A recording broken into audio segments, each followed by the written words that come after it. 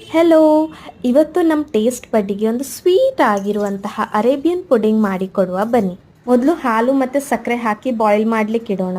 ಮತ್ತೆ ಒಂದು ಚಿಕ್ಕ ಬೌಲಿಗೆ ಹಾಲು ಮತ್ತು ಕಸ್ಟರ್ಡ್ ಪೌಡರ್ ಮಿಕ್ಸ್ ಮಾಡಿಕೊಂಡು ಹಾಲು ಬಾಯ್ಲ್ ಆದ ನಂತರ ಈ ಮಿಕ್ಸ್ಚರ್ ಅನ್ನು ಅದಕ್ಕೆ ಆಡ್ ಮಾಡ್ಕೊಳ್ಳಿ. ಈ ಕನ್ಸಿಸ್ಟೆನ್ಸಿ ಬರುವ ತನಕ ಕೈ ಆಡಿಸ್ತಾ ಇರಿ.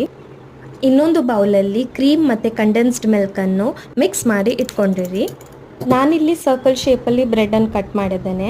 ನಿಮಗೆ ಯಾವ ಶೇಪ್ ಕೂಡ ಕಟ್ ಮಾಡಿ ಇಟ್ಕೊಳ್ಬೋದು, ಬಟ್ ಬ್ರೆಡ್ ಸೈಡ್ಸ್ ಇಲ್ಲದ ಹಾಗೆ ನೋಡ್ಕೊಳ್ಳಿ.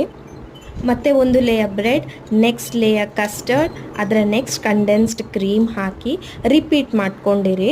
ನಿಮ್ಗೆ ಎಷ್ಟು ಸಲ ಬೇಕು ಅಷ್ಟು ಸಲ ರಿಪೀಟ್ ಮಾಡ್ತಾಯಿರಿ ಸೇಮ್. ಮತ್ತು ಟಾಪ್ ಲೇಯರ್ಗೆ ಸ್ವಲ್ಪ ಡ್ರೈ ಫ್ರೂಟ್ಸ್ ಎಲ್ಲ ಹಾಕೊಳ್ಳಿ. ಮತ್ತು ಅಟ್ಲೀಸ್ಟ್ 4 to 5 hours ಇದನ್ನು ಫ್ರಿಜ್ಜಲ್ಲಿ ಇಡಿ. ಇದು ಚಿಲ್ ಆದ ನಂತರ ನಿಮ್ಮ ಅರೇಬಿಯನ್ ಪುಡಿಂಗ್ ಸವಿಯಲು ರೆಡಿ.